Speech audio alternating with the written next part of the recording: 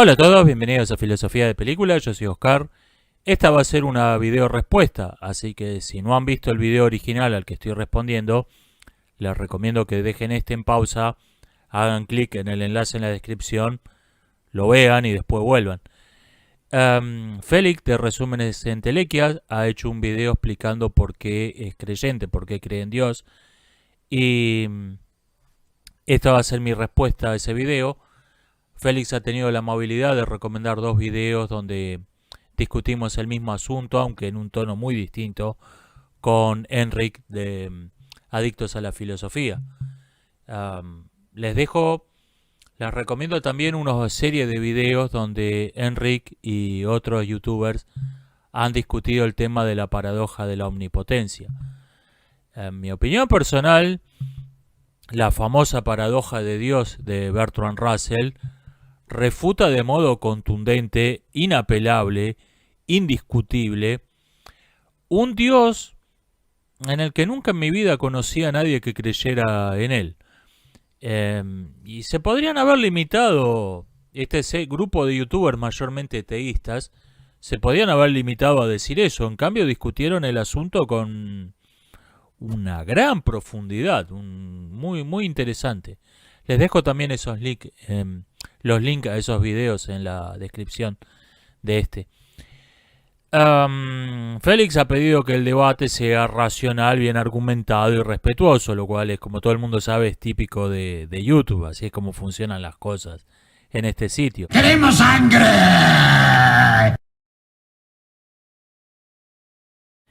El video de Resúmenes en Telequia, a diferencia del de Adictos a la Filosofía, no se centra en los argumentos racionales, sino en la distinción entre fe y razón, entre la distinción entre creencia de fe y creencia racional.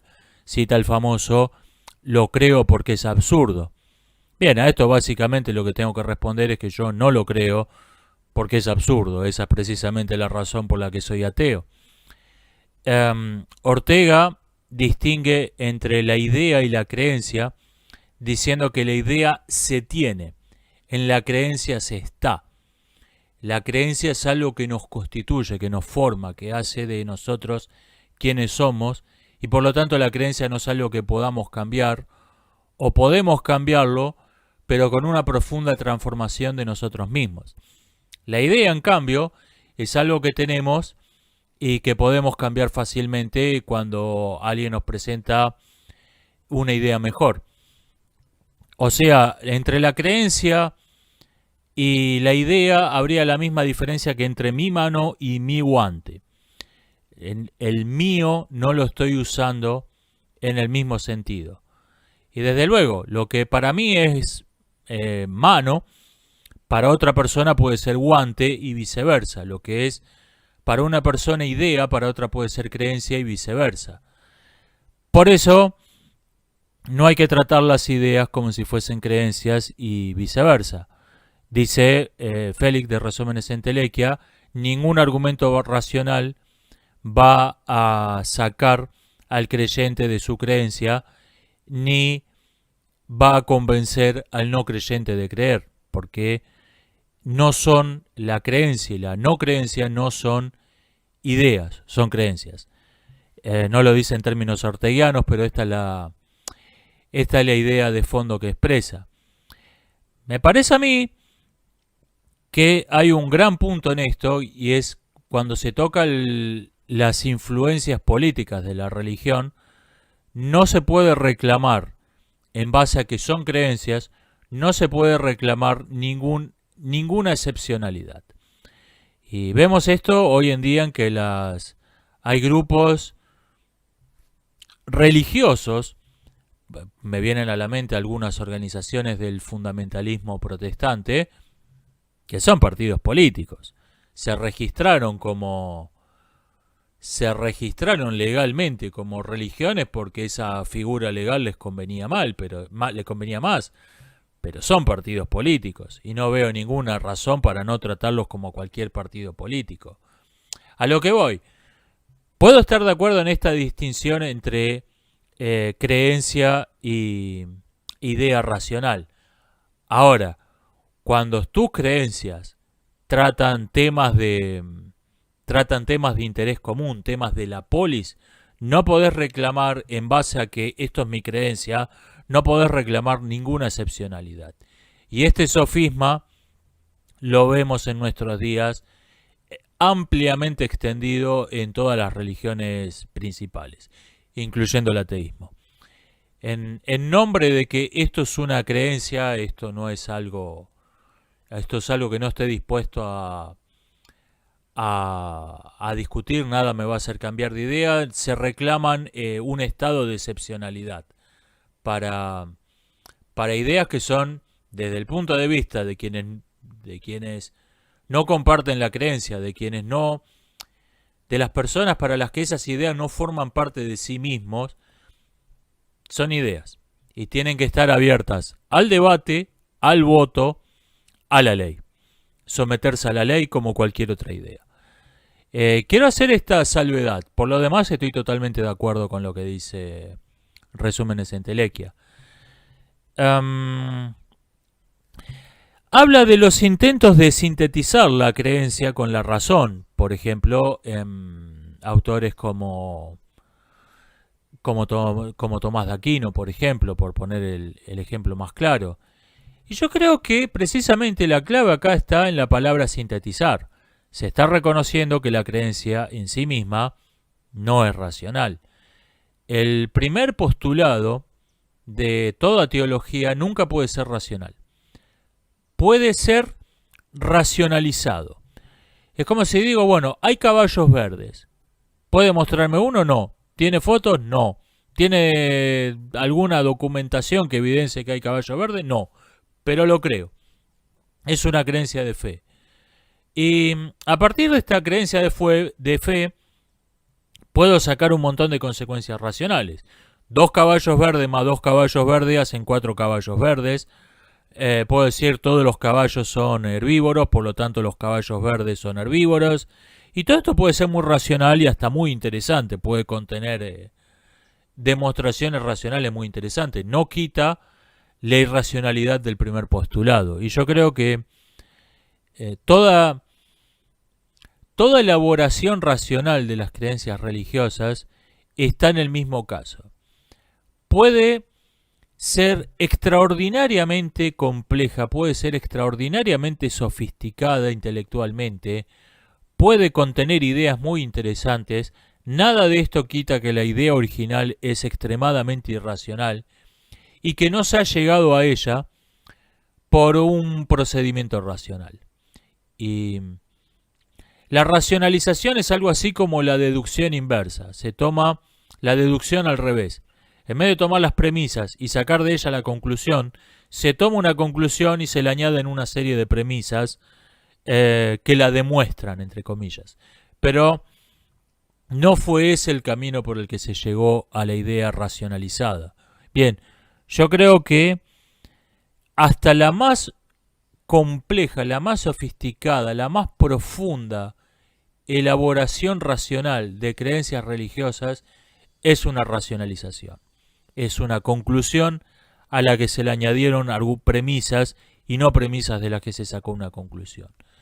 Y esto no va a cambiar nunca. Esa es la esencia de toda teología y de toda creencia análoga a la teología.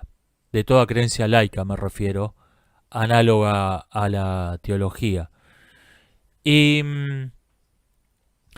hay un problema de fondo con quienes intentan reconciliar las ideas de las creencias con las ideas de razón, y es que tienen que llevar una especie de doble vida. Me viene a la mente se me ha borrado el nombre, un físico famoso que estaba trabajando en el CERN y un discípulo suyo lo vio leyendo la Biblia y un poco sorprendido le dijo: pero profesor, ¿cómo puede usted tomarse en serio ese libro con lo que sabe del universo? Y este físico le sonrió y le dijo: dad a la razón lo que es de la razón. O sea, poniendo a la ciencia como el César de nuestra época. Se refiere a dad al César lo que es del César y a Dios lo que es de Dios.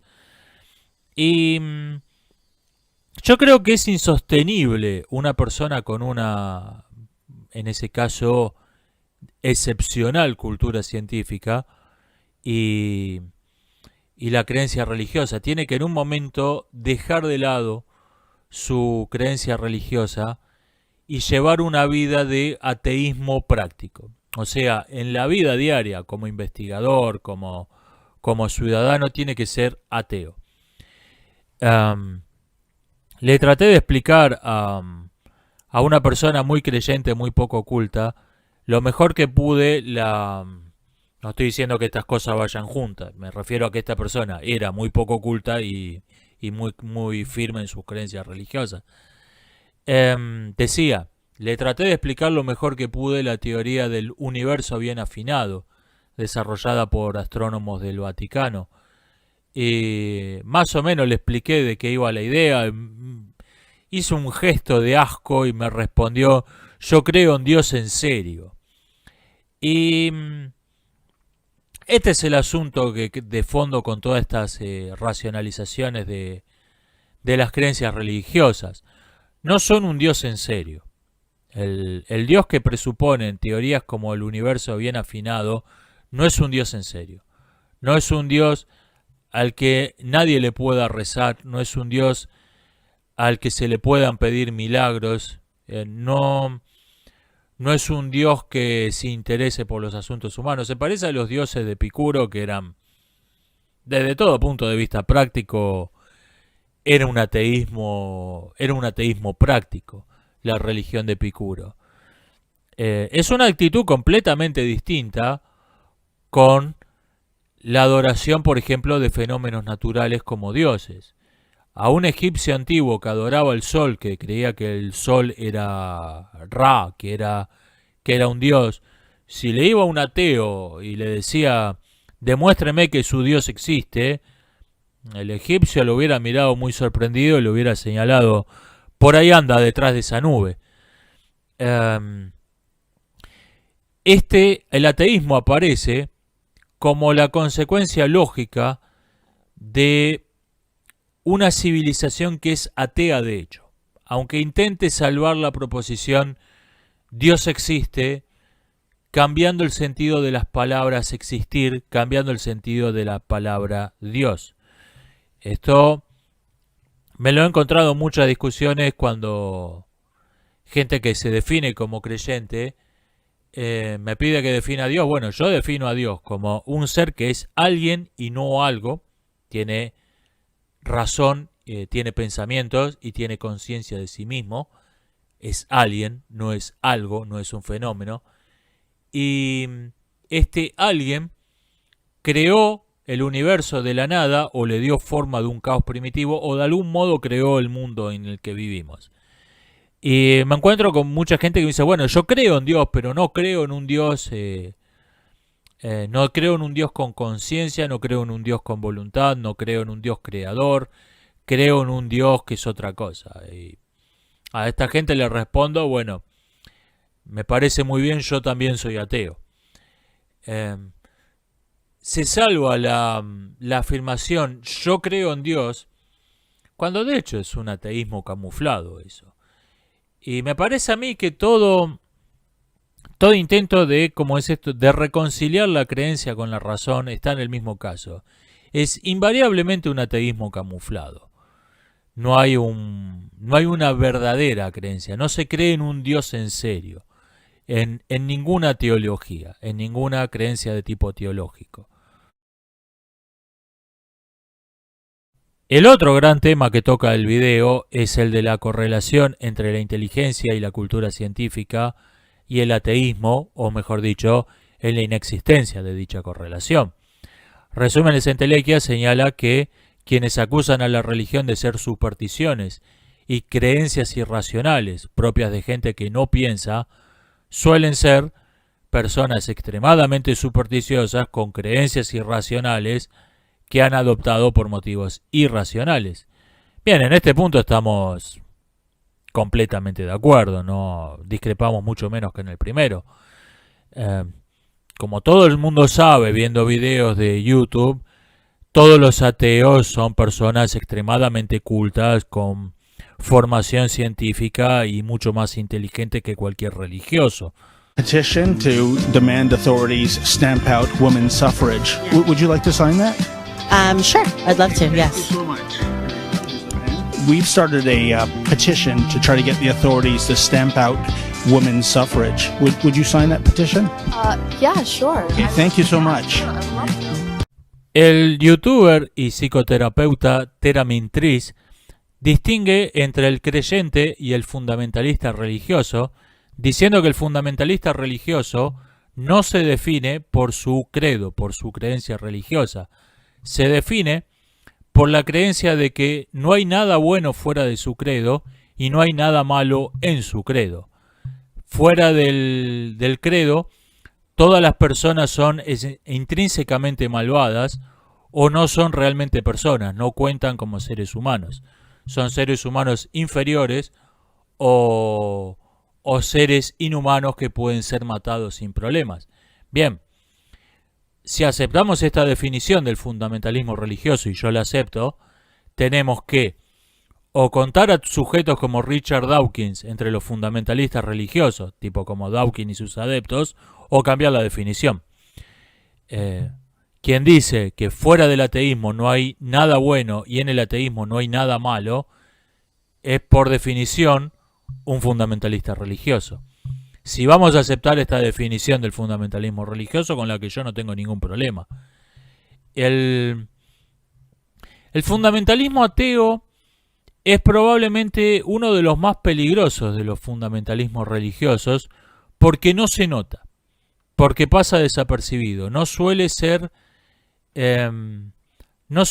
llamado como lo que es realmente. Es el mismo problema por el que crecieron exponencialmente fenómenos políticos como el racismo antiblanco o como el feminismo, porque durante décadas toda clase de gente, desde gente de a pie hasta los más sofisticados intelectuales, se negaron a verlo como lo que eran realmente. Esos fenómenos políticos trataron de excusarlos, trataron de considerarlos excepciones, y esto permitió que crecieran exponencialmente hasta ser alguno de los problemas más graves que tiene el mundo de hoy. Bien, yo creo que el fundamentalismo ateo está en el mismo caso. Hay una sistemática ceguera a verlo como lo que es realmente. Y esto es una calamidad que está floreciendo, recién empieza. Va a ser un problema muy grave en un par de décadas, a causa de la ceguera para ver a tipos como Richard Dawkins como lo que son realmente, fanáticos religiosos genocidas en potencia.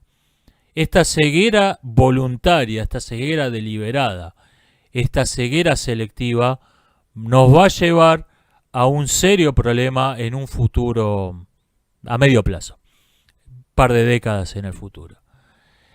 El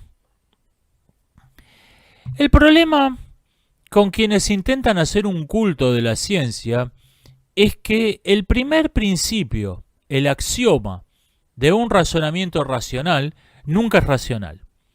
Tomemos por ejemplo la geometría de Euclides como modelo de pensamiento racional, cosa que se ha hecho muchas veces. Me viene a la mente Spinoza. Se parte de unos axiomas que se consideran, bueno, esto es evidente. Ahora bien, esto es evidente no es una idea, no es algo que está demostrado racionalmente, es una creencia. Y creencia racional, como le llaman algunos, es un oxímoron. Es como un hierro de madera o un círculo cuadrado. Creencia racional es una contradicción en términos. La creencia en la que se fundan ideas como las geometrías, como el método científico, no son racionales, son cosas que estaban dando vueltas en nuestra cabeza y que nos parecieron tan obvias que no las discutimos. A partir de esas ideas se empieza a sacar todas sus conclusiones racionalmente. Y como todos sabemos, estas conclusiones pueden ser extremadamente sorpresivas, pero en algún modo ya estaban en nuestra cabeza, no estaban de modo explícito, estaban implícitas, estaban de modo velado. Por ejemplo, cito a Stephen Hawking, el físico, quien dijo que la religión cree en los milagros, pero estos son incompatibles con la ciencia. Cierro cita. La religión cristiana cree en los milagros, habrá querido decir. El Islam rechaza, por motivos teológicos, la existencia de los milagros. ¿Qué pasa? Que los pioneros... ¿Y por qué la ciencia no acepta los milagros? ¿Por qué los milagros son incompatibles con la ciencia? ¿La ciencia demostró de algún modo, demostró experimentalmente que los milagros no existen? No. El método científico da por sentado que no hay milagros. ¿Y por qué el método científico da por sentado que no hay milagros? Respuesta, porque sus pioneros otomanos, los tipos que desarrollaron el conjunto de pautas que en el occidente moderno vamos a conocer como método científico, pautas del pensamiento, métodos de indagar la naturaleza, fueron musulmanes.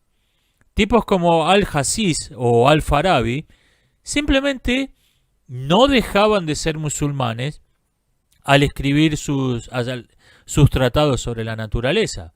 Y estos tipos daban por sentado que no hay milagros, que la naturaleza es fatal, que tiene a cada causa se sigue invariablemente el mismo efecto y no más o menos, se sigue de un modo rigurosísimo. El rigor de la ciencia es algo que tiene un origen religioso en una religión específica. Más o menos, si vos repetís, si vos soltás una pesa de 10 kilos y obtenés un resultado ligeramente distinto a lo que obtuviste en los experimentos anteriores, tiene que haber habido causas fatales, causas deterministas que alteraron ese resultado, demasiado pequeñas para que las adviertas, o tenés que haber cometido algún error en el experimento. La diferencia nunca puede estar en las leyes de la física en sí, no puede haber un más o menos en la caída del peso, de la pesa de 10 kilos, porque esto sería un pequeño milagro. Y si no existen grandes milagros, tampoco existen pequeños milagros. Todas estas ideas son originalmente religiosas. ¿Por qué los musulmanes rechazan los milagros? Porque dicen que un milagro es una excepción a una ley de la naturaleza. Y esto es propio de malos legisladores. El rey que dice... está prohibido circular a más de 100 kilómetros por hora, pero mi cuñado sí puede. Mi cuñado puede circular a la velocidad que quiere. Esto es propio de malos reyes.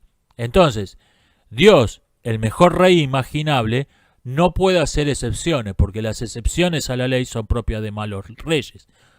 Todas estas ideas se vuelven, sobre todo al ser trasplantado el método científico a una cultura con una religión completamente distinta y hasta hostil políticamente a la religión de los que hicieron el primer borrador del método científico, se convirtieron simplemente en características del método científico. Y ahí aparecen tipos como Stephen Hawking diciendo la ciencia no acepta los milagros. Los milagros son incompatibles con la ciencia. Sino olvidando completamente que esas ideas fueron originalmente religiosas. El historiador de las religiones Mircea Eliade señala que la actividad científica es esencialmente religiosa. La idea de que la naturaleza merece ser conocida, que vale la pena dedicar la vida al conocimiento de la realidad, es religiosa. Nos encontramos, por ejemplo, que los epicúreos antiguos tuvieron una especie de ciencia donde eran completamente indiferentes a las leyes naturales que no tuviesen aplicación práctica. Por ejemplo, los epicúreos dicen cuáles son las causas de los terremotos. Lo que les interesaba a los epicúreos era negar que los terremotos tuviesen causas sobrenaturales o que fuesen signos de mal agüero o algo por el estilo. Entonces dice, bueno, pueden deberse al derrumbe de cavernas subterráneas, puede ser que la superficie de la Tierra flote sobre una superficie líquida, puede deberse a esto, puede deberse a aquello, puede deberse a esto otro. Enumera todas las hipótesis racionales. Y esto puede parecer que es el primer paso del método. No, ese es todo el método. Ahora, si los terremotos son causados por A, por B o por C, ¿a quién le importa? ¿En qué eso nos da más placer a nuestra vida o menos? La ciencia como la entendemos los modernos, como una vocación, otro término religioso, como una vocación, como una voluntad de conocer el universo, es esencialmente religiosa. Vi un video de un cientificista que decía, hablando de las maravillas de la ciencia, decía sobre la evolución biológica: pensá que sos el heredero de millones de generaciones exitosas en la lucha por la vida. Pregunta: ¿por qué eso debería importarme? Respuesta: porque ser un winner, ser un triunfador, ser un heredero de los ganadores, es algo muy valorado en una religión específica, cierta rama del protestantismo, a la que seguramente pertenecía la familia de este ateo que estaba glorificando a los winners de la evolución biológica. Todas estas ideas son originalmente precientíficas, incluso anticientíficas, y se incorporan como parte de un método. Se incorporan como un método y entonces aparece la idea de que la religión es lo contrario de la ciencia, cuando en realidad la ciencia es una actividad esencialmente religiosa. Esto lo vemos sobre todo en doctrinas ideológicas que no son científicas en sí mismas, pero que pretenden serlo. El alarmismo climático, el socialismo científico, el malthusianismo. Nos encontramos con que si hacemos una lista de características de un culto religioso, tienen el álbum completo. La única figurita que le falta es Dios. Tienen razonamientos que tienen la misma estructura que la famosa apuesta de Pascal. Tienen sus fundamentalistas. Tienen creencias fatalistas. Tienen profecías apocalípticas. Tienen paraísos perdidos y paraísos prometidos. Tienen sus Juanas de Arco, sus Savonarolas, sus cruzados, sus fariseos. Son cultos religiosos que no creen en Dios. A esta altura probablemente alguien se pregunta: bueno, ¿y por qué soy ateo? ¿Por qué no soy creyente yo? Porque reconozco en estas mismas formas irracionales de pensar el origen de la religión. Reconozco en el fondo de toda creencia religiosa una trampa del lenguaje, una trampa de la lógica. Los idiomas primitivos están formados de nombres propios, sustantivos, adjetivos y verbos. O sea, toda palabra se remite a algo concreto que se puede definir de modo ostensivo. No existen palabras lógicas como no o mucho, o condicionales como sí, entonces. La negación se dice con la misma palabra que la afirmación. O sea, por ejemplo, hay una palabra que significa tanto que una persona es muy alta como que es muy baja. O sea, la traducción exacta sería como: mirá la altura de esta persona, tiene algo raro. Y posteriormente va a eso a evolucionar en pares de antónimos. Existe alto y bajo, y otros por el estilo. Van a aparecer, aparece de ese modo la negación. Aparecen palabras como mucho. En los lenguajes primitivos mucho se expresa repitiendo una palabra para darle énfasis. Por ejemplo, en los lenguajes polinesios, Dios es make make, padre padre, o muy padre, o el padre de los padres. Y Esta evolución del lenguaje produce algunos fenómenos curiosos. Aparecen palabras como que, bueno, lo contrario de alto es bajo, pero ¿qué es lo contrario de mortal? Aparecen palabras que originalmente se señalaron a una persona que estaba muerta con una palabra, y cuando se produce este desarrollo lógico del lenguaje, aparecen antónimos de ciertos, como inmortal, omnipotente, señalando lo contrario de limitado, de poder limitado. Y un pensamiento primitivo no logró identificar estas palabras simplemente como posibilidades lógicas, como categorías del lenguaje que estaban desiertas de ejemplos. Un pensamiento primitivo razonó, bueno, tiene que haber alguien, tiene que haber un ser al que estas palabras corresponden, estas palabras que tenemos en la mente, como todopoderoso, inmortal y otras por el estilo, tienen que haber un ser al que se correspondan. Con esto no estoy diciendo que toda religión sea pensamiento primitivo, estoy diciendo que hasta en la más elaborada, en la más compleja, en la más sofisticada elaboración racional de la religión, nos vamos a encontrar con un error semejante, nos vamos a encontrar con un proceso de desarrollo del lenguaje, de desarrollo del pensamiento, que deja categorías vacías, y esas categorías vacías no se admiten como meros géneros huecos del pensamiento. Se razona, tiene que haber un ser al que corresponden. El mejor ejemplo de esto me parece las teorías de las 4 causas de Aristóteles. Aristóteles señala que todo fenómeno tiene 4 causas. La causa eficiente, y la causa final. ¿Y qué pasa? Que al decir que todo fenómeno tiene una causa final, ¿qué pasa con los fenómenos naturales? Las erupciones volcánicas, la sucesión del día y la noche, etcétera, etcétera. Tienen que tener, si todo hecho tiene 4 causas, una de ellas la causa final, los fenómenos naturales tienen que tener una causa final. Tiene que haber un ser dotado de razón y de voluntad que desea como finalidad ese fenómeno, desea esa erupción volcánica, por ejemplo. Y ahí es donde aparecen todas las creaciones teóricas de la teología, que en mayor o menor medida son todas deudoras de Aristóteles.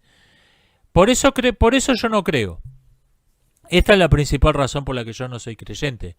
Reconozco en el origen de toda creencia racional, desde la creencia primitiva del polinesio paleolítico hasta el más sofisticado teólogo heredero del finalismo de Aristóteles, reconozco de fondo la misma forma errónea de razonar.